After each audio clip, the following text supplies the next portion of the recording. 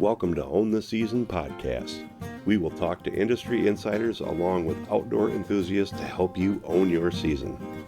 Now let's join hosts Art and Michelle Helen with Brad Jones. Own the Season podcast is sponsored by Griffin Armament, the oldest privately owned silencer manufacturer in the United States. Go to griffinarmament.com to learn how you can get a silencer shipped to your door. Griffin Armament, engineered silence. Hello and welcome to Own the Season podcast. I'm Michelle Helen and I'm here with Art Helen and Brad Jones. And our special guest for today is our good friend Sean Timmens. Hey, Sean. Hey, how you doing? We're pretty good.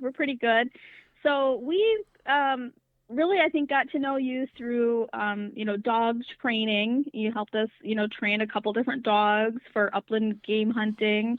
And I know you've still got the kennel here, locally, just a little bit east of us. But you've been, you and Linda have kind of started a new venture in recent years. So why don't you talk to us about that? Yeah, so about 4.5 years ago now, we had owned some property out on Devil's Lake, North Dakota, and we decided to put up a small resort. We have 4 3-bedroom cabins, and then a separate building that's an office and fish cleaning room and stuff like that. But yeah, so we're right out on the west side of Devil's Lake by the city of Milwaukee. Wow. So what kind of services do you provide out of your resort? So we offer year-round fishing, summer fishing. The winter, we all of my guides guide out of snow bears, which is kind of a really neat experience if you've never been in one. And then we in the fall and that we offer a cast and blast where we do waterfowl and fishing.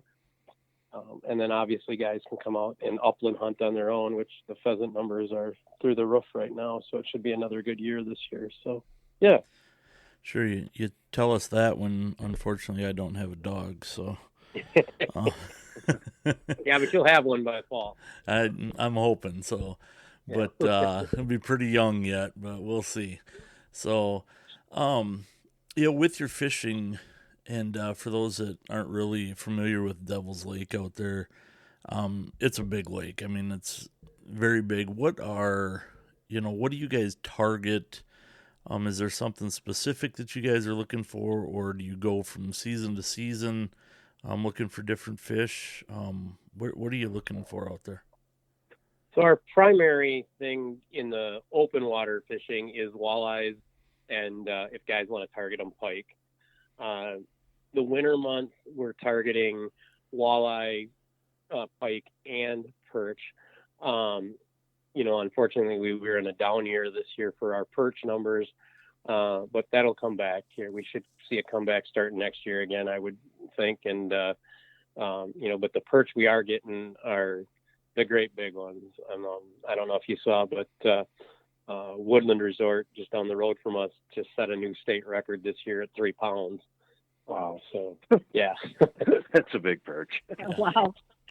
Yeah. So, and we get several every year over 15 inches in the winter months. So, but yes, it's the walleye fishing is our main thing. And the nice thing with us versus going to Canada is in North Dakota, as a non-resident, you're allowed to bring twice your daily bag limit back. So you can bring back 10 walleyes a piece and not have to cross the border.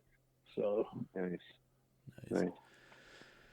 Now, so tell us a little bit about Devil's Lake. I know when I was out there years ago, the lake was rising and it was gobbling up farmland. Is that still the case there? And what's causing that? Yeah, no, the Army Corps of Engineers now has control valves on it, so they maintain where it's at. But it was just the water table was so high that it kept just overtaking more land. And there's a lot of places that we're fishing over flooded roads. One of the spots we fish is over a flooded farmstead. You still got the trees and the oak trees in the front yard, and you still got the silo and the barn, and under that all underwater.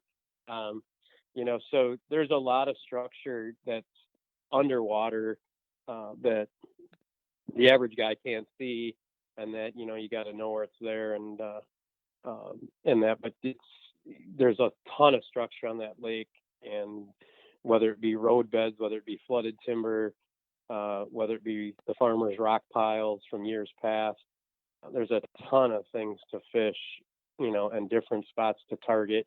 And most of that stuff now is on your, whether you have a Humminbird or a Lowrance or, Garmin, a lot of that stuff is shown on there now, as well as, all of our accesses and that. So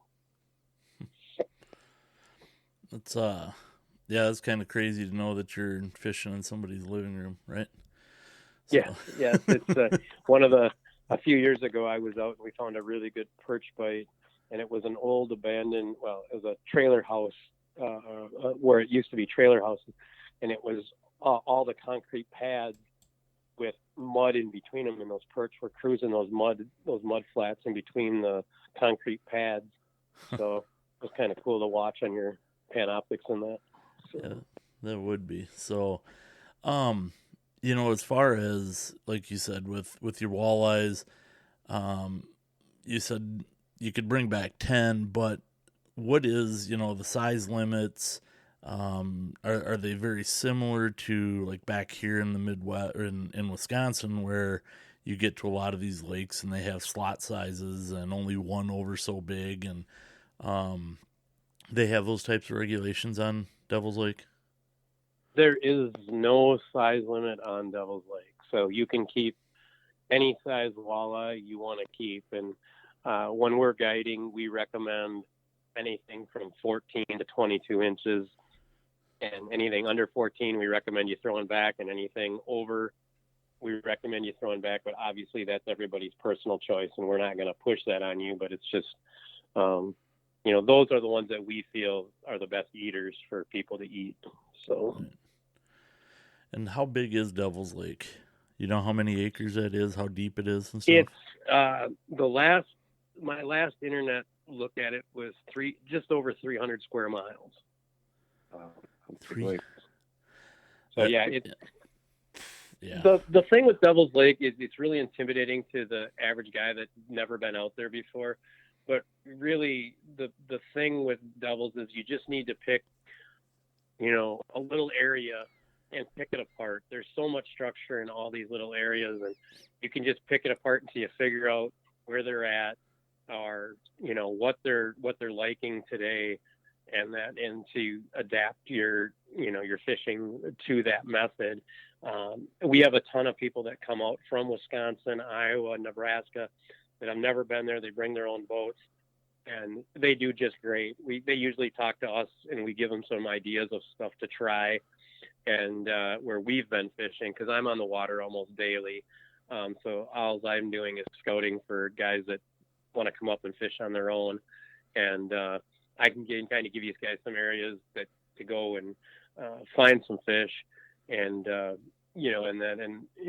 so that always helps. But and two, if you're in, the first time you come out, if you're intimidated, hire a guide for a day or two first. If you're going to be here for a week, it's a great idea, and it's a great way to just, those guides are going to know, and they're going to show you, okay, those fish are in 10 to 12 feet of water, not 15 to 20. So now you're narrowed down your search already. And then, hey, they're liking pink, or they're liking, perch color or whatever, so you can kind of narrow it down if you do go with a guide for a day. So. Yeah, that's an awesome idea. I tell people that all the time. If you're going to a new body of water, hire a guide. You're going to have a better experience and catch a lot more fish. Yeah, and and for us too, we can kind of, like when we're guiding, we can tell you, hey, when you leave the landing here tomorrow, be careful, because that abandoned farmstead is right here.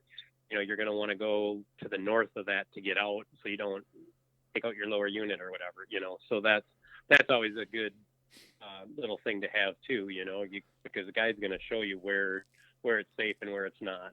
So when you're walleye fishing, are you trolling, casting, jigging? What are you guys doing, or does it depend on the time of the year? It just depends on the day and the time of the year. Early in the spring, we're generally pitching plastics into really shallow water, literally 6 inches to 2 feet of water. And then we transition over. We typically are, slip bobbering and pulling bottom bouncers throughout the summer.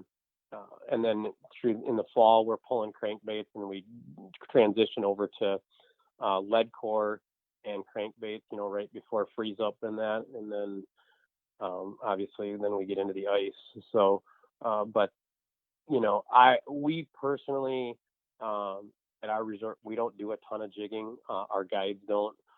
That's just, I guess, the three of us all kind of feel that it's kind of a boring way to fish, so we don't like to do it. And we can cover more water when we're trolling, cover more ground for our clients. So that's our main thing in the summer. Is we're probably 80% of the time we're going to be either fishing with slip bobbers or pulling bottom bouncers with spinners on them. Nice. And how big a boat are you running? For people, do you have room for 2 people, 4 people? What are you running for boats if you're out there trolling? Yeah, so I run a 20-foot Lund. Nick runs a 20-foot Ranger, and Carl runs a 21-foot Ranger. We're all running bigger boats that we can.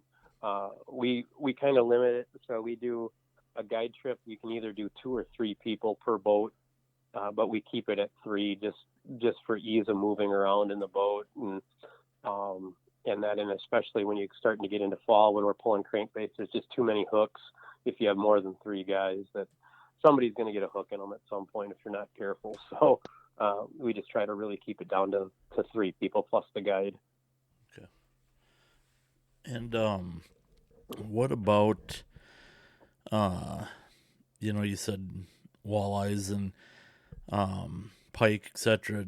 Are there within that lake? Do you have largemouth, smallmouth, muskies, anything like that too? That if somebody wanted to come out and try that, there is some crappies up on the north end of 6 Mile Bay. Jason Mitchell will target them every once in a while, and he gets into a few. There's a lot of white bass, so if guys want to come out and white bass fish, you can white bass fish till you're blue in the face. And they just raised the limit on those. That's always an option for guys. We don't have largemouth and smallmouth in that body of water. It's like I said, it's mainly the trophy walleyes and big pike. And it's very common while you're out trolling for walleyes to pick up a big pike. Whether it be we've had them up to 44 inches this last year. We get some good sized pike out there too, because they have a great forage base. They eat a lot of those white bass and that, so they get fat pretty quick. Nice. Do you like to eat the pike? I just got to ask. Actually, I do in the winter. I like, if I can get some bigger ones, I will fillet them up. I like it, but summer, I don't even like putting those slimy things in my boat if I don't have to be honest with you. Yeah. They just make a mess. But there's a lot of guys that really target it, that like to come out and target them. And as a matter of fact, we just had the Wisconsin Women Fish group out this last early March here, and they wanted to target pike one day, and it's on our Facebook page, but you can definitely see I think we caught 21 pike that day, and they were all nice big fat fish that they kept. So yeah. Dang slime rockets. I agree. They're fun to catch, but I don't like putting them in my boat. Yeah. They're spooky. Yeah, they are. Like right now, back here in Wisconsin, everything is pretty much open water, and we've got a while yet until seasons open up. What is it like in North Dakota? Is there any ice out there? Are they still ice fishing, or are they getting ready to put boats? Where are they at out there? We are still ice fishing. Shorelines are starting to break up pretty good. So it's probably best to use a UTV or a ATV or walk only. But Devils, you're still looking at 18 to 20 inches of ice. So we're still at it. I saw a guy day before yesterday decided to drive in just north of my resort on Pelican and with his pickup, and unfortunately he buried his pickup in the water. But I mean, there was plenty of ice for him out deeper, but it was the shoreline that gave out on him. So, yeah. On a typical year, when do you guys start ice fishing? Generally, we start ice fishing the week after Thanksgiving. We won't start guiding until about December 12th, typically. This year, we started on December 9th or 10th, just because we had such cold snap and we had, conditions where we could drive the snow bears out. But walking traffic, as far as that goes, it's usually right around Thanksgiving.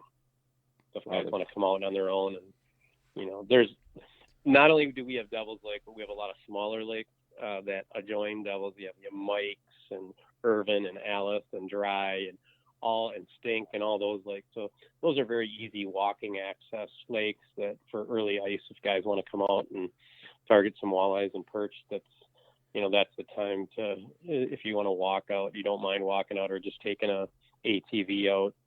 That's pretty good then. So awesome. So if guys want to come out and fish with you, either winter, summer, fall, whatever, what can they kind of expect for, your accommodations and how to get to and from whatever? So, so all of my, actually, if you go to my website, which is just dakotasunsetresort.com, if you go to the accommodations page, on the bottom of it, there's actually a YouTube walkthrough video. It's about 5 minutes long, and it's a full walkthrough of all of my cabins. All the cabins are exactly the same. They're all about 1,150 square feet, so they're big. They're all fully modern. You have a dishwasher, full kitchen, stove, microwave, full-size fridge, couch, love seat, 50-inch TV with cable, Wi-Fi, 3 bedrooms. You got one bedroom that's a queen bedroom. The other 2 bedrooms each have a twin XL and a full bed. We do have a hide-a-bed too, so there's actually 6 beds in there. So if 6 guys want to come up and, all fish, you're all going to have your own bed. Like I tell everybody, if you guys want to spoon together, that's up to you, but you can all have your own bed. So yeah, we, it's like I said, it's all fairly new. We just built them 4 years ago here. So it's all, and then all the cabins have a carport attached to them that's got a charging station and a washdown station. So the summer months, you can pull your boat in underneath that overhang. You can wash it down if you have a fiberglass boat you want to wash down. The charging's right there.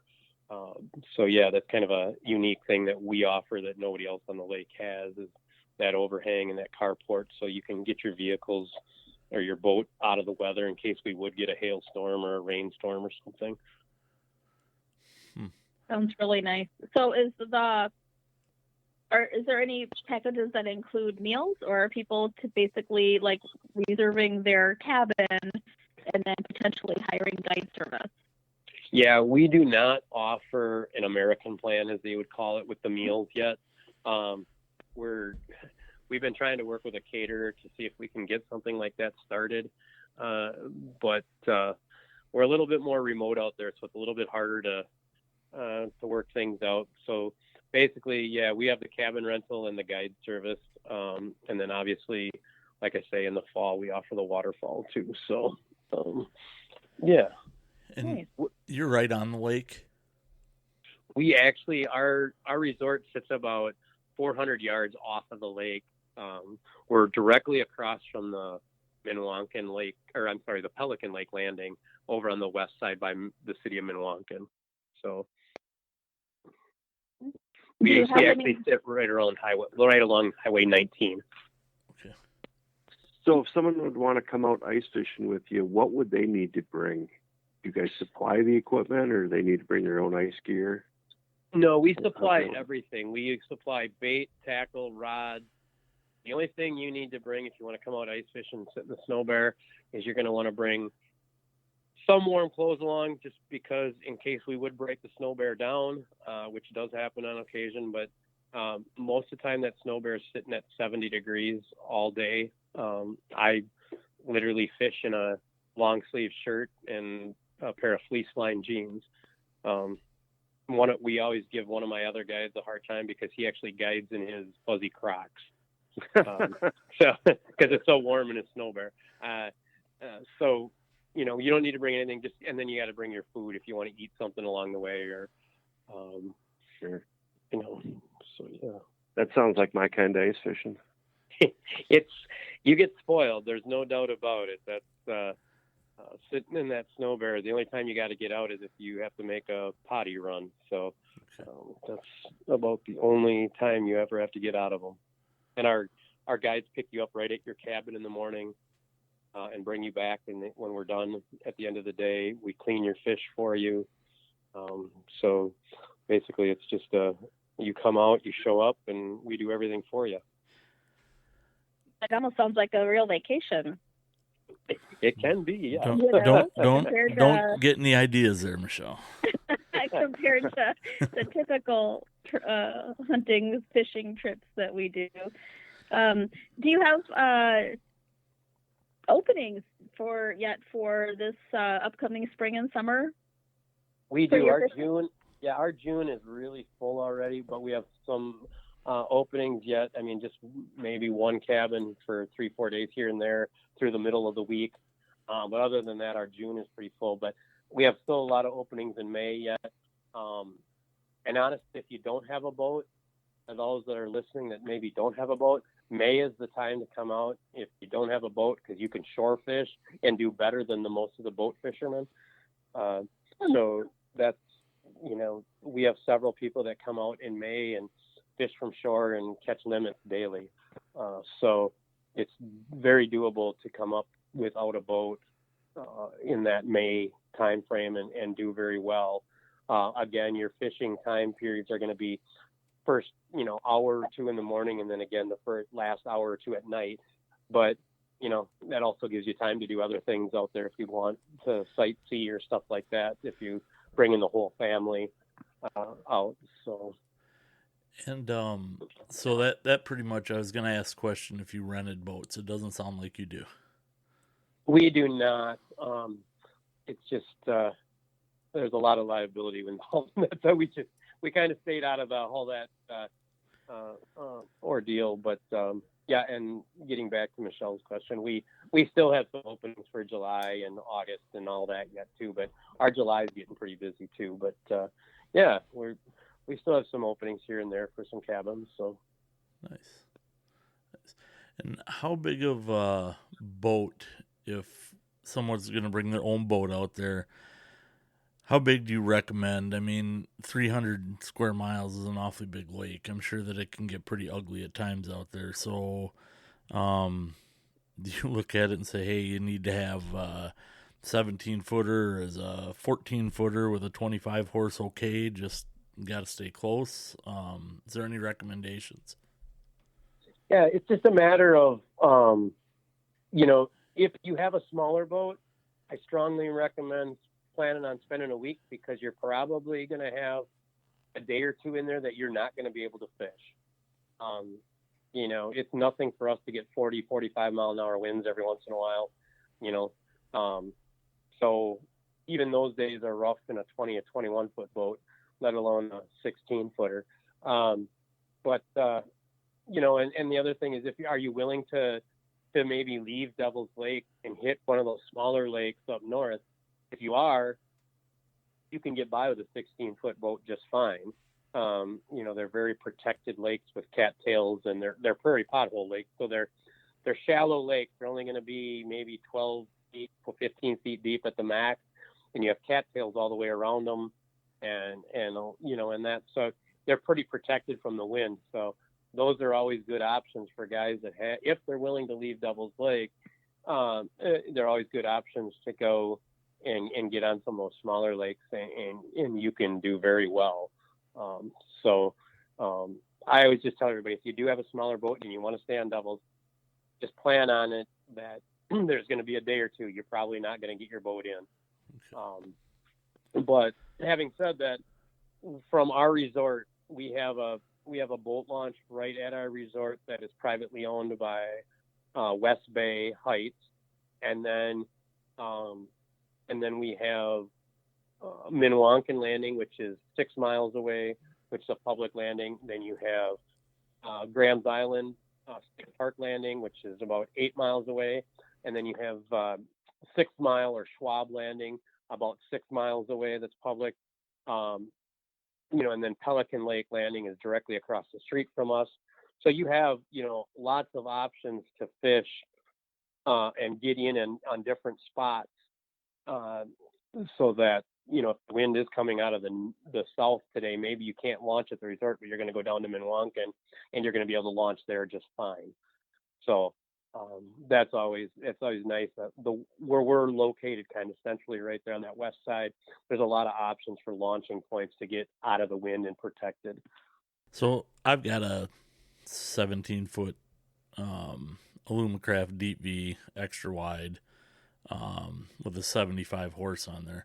So more than likely we could run 80% of the time out there on that lake.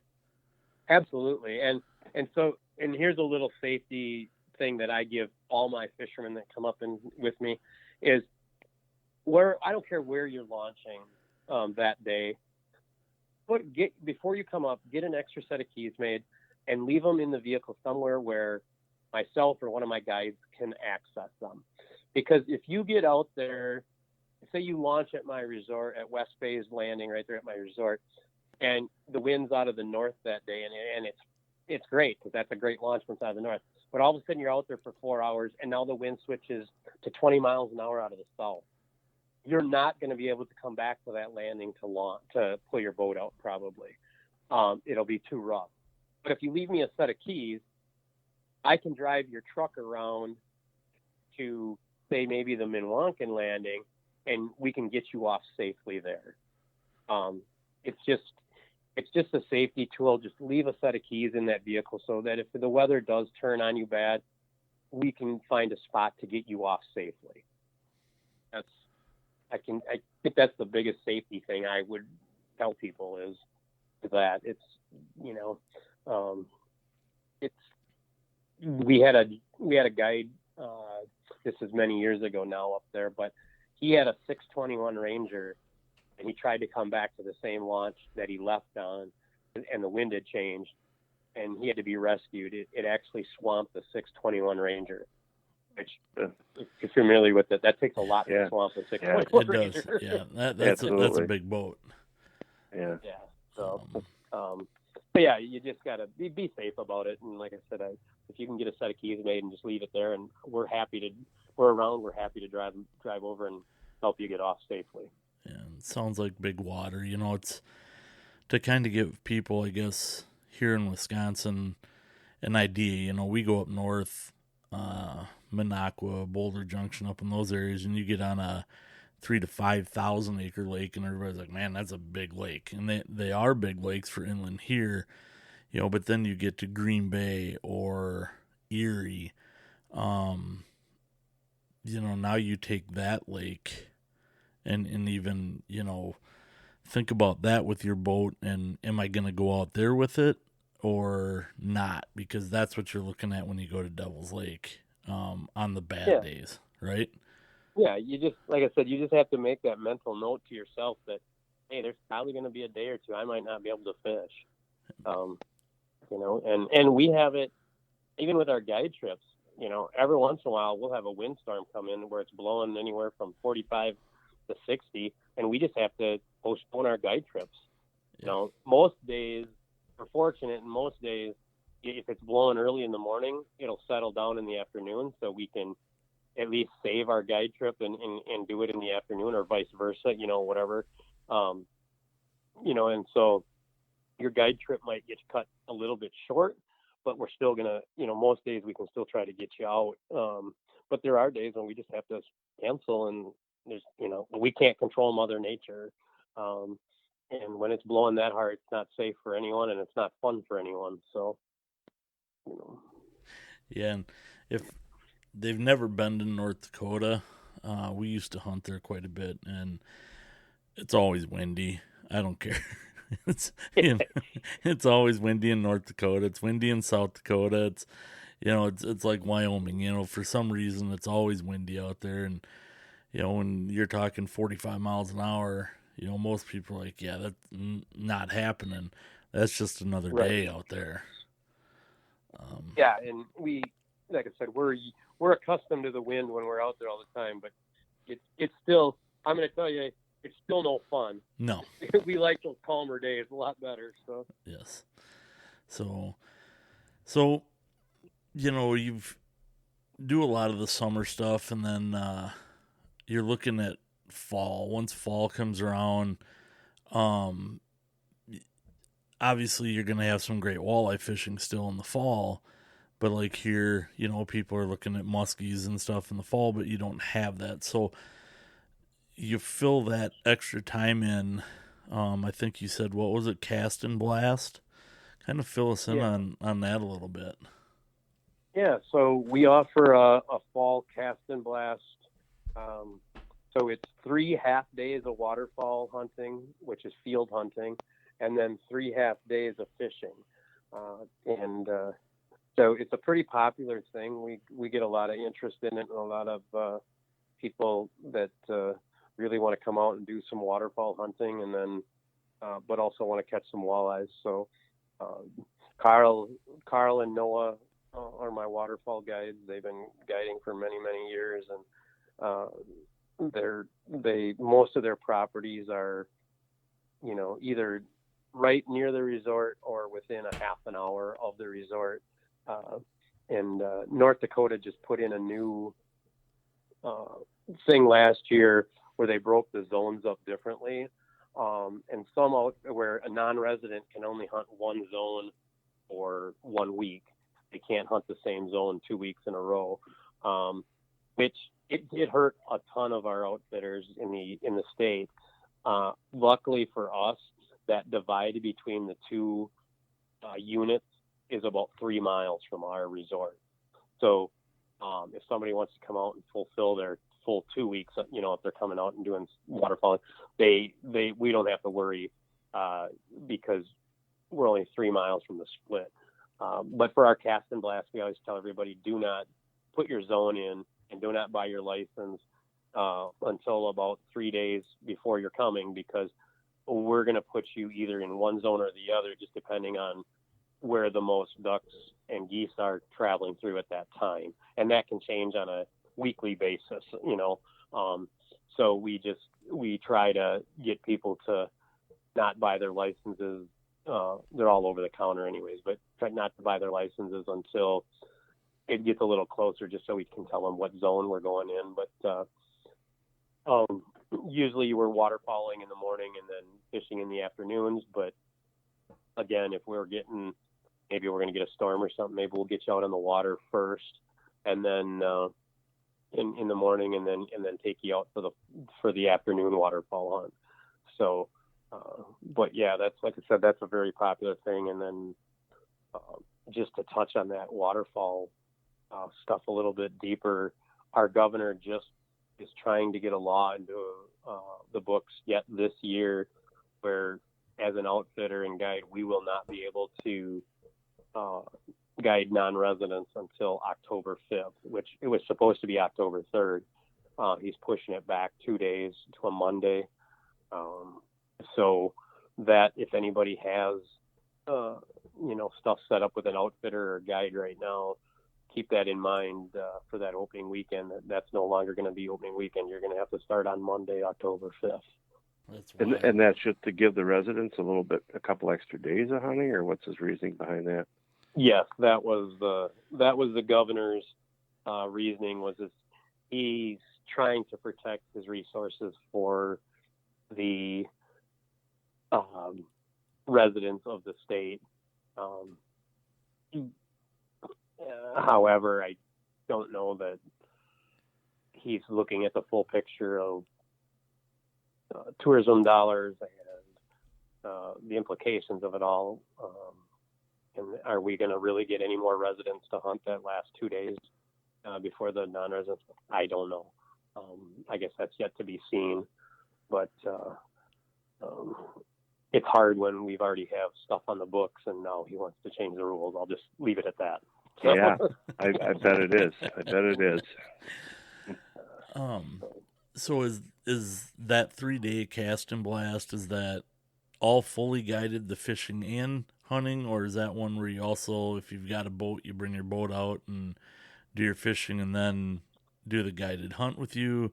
How's it's that fully work? guided. Okay, so everything's fully guided. Our cast and blast is fully guided. The waterfowl guides will pick you up in the morning at the cabin. They take you to your field spread. They bring you back. And then the only thing that's not included in the cast and blast versus a normal fishing trip would be the waterfall guides don't clean your ducks for you. There's just too many regulations and everything as to what has to be attached to ducks and everything, both federally and state. So we let the hunters do that, so they have that responsibility when they take their ducks home. But the fishing, all the fish cleaning is still included. We still supply everything. Obviously, on the duck hunt, you got to bring your own shotgun, your own camouflage, and your own shells. But other than that, we're fully guided. We're picking you up. We're transporting you. We're taking you to where you need to be. Nick's going to come in with the boat, pick you up, and take you right to the landing. And he supplies all the bait and tackle and rods and everything like that, and then cleans your fish at the end of the day. Now, with the duck end of it and the guiding there, are you, you said in field spreads, are you in, do you have blinds? Do you have duck boats? Do you have, lay downs? What are you guys hunting in? We're hunting all out of A-frames. Okay. A-frame blinds, yeah. Everything's done out of A-frame blinds. For one, the ducks and geese don't pay any attention to them, and two, it's easier on some of their older hunters because they're actually sitting in chairs. They're not, on the ground or laid out on the ground, and because we do get a lot of gentlemen that are over 60, I would say, that do that cast and blast and really enjoy it. So that's the A-frame is just so much easier to hunt out of for our clients. Definitely. And as I say that, I'm not that much younger than them. So, right. I was just going to say, for myself, I just got into the 60s, and that sounded awful good to me. Yeah. Yeah, I was thinking the same thing. I'm like, wait a minute here. Don't talk about 60s. I'm kind of liking those A-frames, and when we do our snow goose hunt in the spring, with some guys, we're in pit blinds, and I'm like, I don't know if you're gonna find my, old fat broken up butt laying in a lay down too much anymore. So, that sounds the way to go, is sitting those A-frames. And what is a license for your fishing or your out of state duck license? So the non-resident duck license, I believe they just changed the regulations on it, or the pricing on it, but I believe it went up to $150 for a non-resident. And then the fishing is it's only I think for a year now it's $48 for the year. It was at $35, but it's still very reasonable. Yeah, I was just going to say that's still a good bang for your buck. Yeah, you can also buy 3 days, and that. So if you're only coming up for a couple days and you want to just buy a 3-day license, you can still do that too. And then they do offer a husband and wife. So if you're bringing the spouse, that's an option as well. Like I say, they just dropped the new prices March 31st, which was just yesterday. So to be honest with you, I haven't got on there and looked exactly what the new prices are, but I believe it was $150 now for a non-resident waterfowl, and somewhere around that $48 to $50 for a year license. Okay. So, Do you still have openings for your fall fishing and duck hunting trips? yes, we still have a few openings for our cast and blast. I want to say the openings are the second week of October. I know the first week we're full, but I believe we have a couple openings the second week, and then I think we have one or two groups the third week again. So, but yes, we still have a few openings left in there, and we will be at if anybody wants to come and visit and talk, we'll have my waterfowl guides with me. We'll be at the Wisconsin Waterfowl Expo over in Oshkosh in August. So if you guys want to, we'll be in the main building there as you come in. So if anybody wants to come and talk fishing or come and talk waterfowling while we're there, that's a great place that, right here in Wisconsin, that guys can come and visit with us and get a little bit more information. Okay. Are the duck limits, are they the same? Is that a federally mandated law, or is that per state, and how many? Per state. Okay. Per state. And it changes every year. Last year it was 7 ducks, and you couldn't have more than, 2 pintails and et cetera, right down the list. But, every year that changes a little bit, whether it drops to 5 or goes up to 8 or stays at 7 or, who knows, what they have in there for right now. But, it's every year the regs are just a little bit different. So you got to make sure, if you're coming up and doing it on your own, obviously, make sure you understand what the laws are. But all of our guides and that are going to be very knowledgeable, and they're going to help you out. And Noah's a younger gentleman that's got great eyes, so he's great at sitting in that A-frame as he's calling and telling you, okay, the second duck in that V is the one you want to take. That's the drake. And his eyesight is way better than mine ever will be. So he's a great guy to have, because he really can tell you, hey, that last duck there, that's a drake pintail. You're going to want to drop that one, or so. Yeah, good luck with that, buddy. Yeah. He can tell me that, He's but also got really good aim. Yeah. Yeah. It's a good aim. If they'll let me run my shotgun that I use for snow geese and run my extension tube on there, I might have a chance at that. And that's something real quick just to mention too. North Dakota has a law that whether you're upland hunting, duck hunting, you cannot have more than 3 shells in your gun. Okay. So the highest, the most ticket fishing game rights in the fall is for too many shells in their gun from the out-of-state hunters. Can I use one on each arm?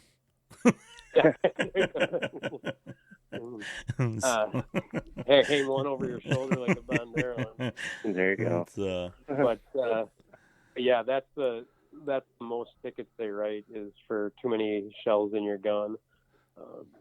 Okay. Even for upland hunters, because a lot of people don't realize that they're used to shooting 5 shells for upland, and sure. So the only exception to that is our snow geese season in the spring. Right. So. Now, so is it like the boat then, because you are going to go fishing, and then is it limited to 2 to 3 people for the cast and blast per day or week, or however you do it, or can you have more than that? We prefer to have a group of 4. So if you have a group less than 4, you very well might have to share a field with some other hunters. If you get a group of 4, we're going to get you your own field. We're going to scout your own field for you and everything. And then we just have 2 guides is basically what it amounts to. So 4 or 5 or 6 guys works perfect. If we get over 6 guys, it gets a little bit harder in the fall for me to find enough guides for the fishing. Not the waterfowling. It's hard for me to get enough guides for the fishing, just because, Carl doesn't guide in the fall for fishing because he's doing the waterfowling, and so you have me and Nick are the main guides, and then I can use a few of the other local local guys that guide on their own. But a lot of those guys, come October 10th or 15th, they're winterizing their boats and putting them away for the year. So it gets a little bit tougher to find, if I need 4 guides or something. I mean, we can make it happen, but we just got to know in advance. So. All right. Do you guys do is there any deer hunting available? Any places around that if somebody wanted to rent your place and hunt somewhere, or you guys guide that? Yeah, and that's what we do with our upland hunting. We don't guide upland, but I pheasant hunt a ton. As you well know, I have short hairs. And I pheasant hunted almost every day this fall, either on my way to the resort, on the way back to the resort, because there's so many pheasants. Literally, I'm driving down the road and I'm seeing them running into some cattail slough that I have permission to hunt. So I just pull over, jump out with my dog, and we'll go pheasant hunting. But what I do is people come, they'll ask, areas where we should go to try for pheasants, and we give you guys some ideas as to where there's a lot of public land or where we're seeing a lot of birds, and maybe you can get permission to hunt it. And it's the same thing with the waterfowl. Guys want to come up waterfowling, they can, hunt on their own and do their own scouting as well. The deer hunting, there's a lot of public land around that you can bow hunt. There's also, like my waterfowl guides also offer some semi-guided whitetail hunts, archery whitetail hunts. And so that's always an option. If guys want to do some whitetail hunting, they can reach out. There's also, it's probably about an hour drive from the resort, but there's a place called Lone Tree Wildlife, and it's huge. It's miles upon miles upon miles of really nice pheasant and whitetail ground. And I know, like, we had some guys come up last year from Minnesota and bow hunted it, and they shoot some big deer out of there. You just got to, it's obviously public, so you got to do your due diligence and get out there and do a little scouting. But there's every year out of that Lone Tree area, there's at least one buck over 190 taken. So there's a lot of big deer out there. So yeah, that's one thing that a lot of people overlook is, because they think of that as a duck hunting state or pheasant and obviously fishing, but they don't think about that for deer. And there are some big deer out there, but it's if you're a waterfowl hunter, pheasant hunter, it's pretty much the place to go to. It's North Dakota's the state that those guys dream of. Yeah, and like I said, our pheasant numbers are through the roof right now. Just the other day, I was leaving. I went up and fished Lake Winnipeg. I left the resort, or left my house and went up to Lake Winnipeg. And just to drive from my house to the resort, it's about a 45-minute drive. And I counted 72 roosters alongside the road. And that's just on the blacktop. That wasn't taking gravel. That was just on the blacktop between my driveway at my house to my driveway at my resort. Oh. They were everywhere. So the bird numbers are really high. And if we get this spring that the Farmer's Almanac is predicting, where it's going to be warmer and dry, our hatch should be really good. So there should be incredible numbers of pheasants this coming fall, if that's the case, as long as we don't, lose them to cold, damp, rainy weather or lack of bugs if it's too dry. So it's kind of a tough call with the water between the duck nesting and the pheasants, right? Yes, very much so. There's a big difference. We need water for the ducks, but we need dry for the pheasants. So you got to have a happy medium. Right. Well, it sure sounds that both, the state of North Dakota, as well as you and your team at Dakota Sunset really, have something to offer for everybody. Can you tell us again where everybody can find you, the website and all your socials? Sure. Yeah, we are. It's just DakotaSunsetResort.com on the internet. We're on Facebook under Dakota Sunset Resort. We're on Instagram under the same thing, Dakota Sunset Resort. You can always just reach out to me on my resort phone, which is 701-381-6087. There's lots of ways you can actually book online. We have calendars on there that show you what dates are available and what dates aren't available as far as cabin rentals go. If you want to book a guide, obviously you're going to have to talk to us in person because we got to make sure that we're not guiding somebody else those days.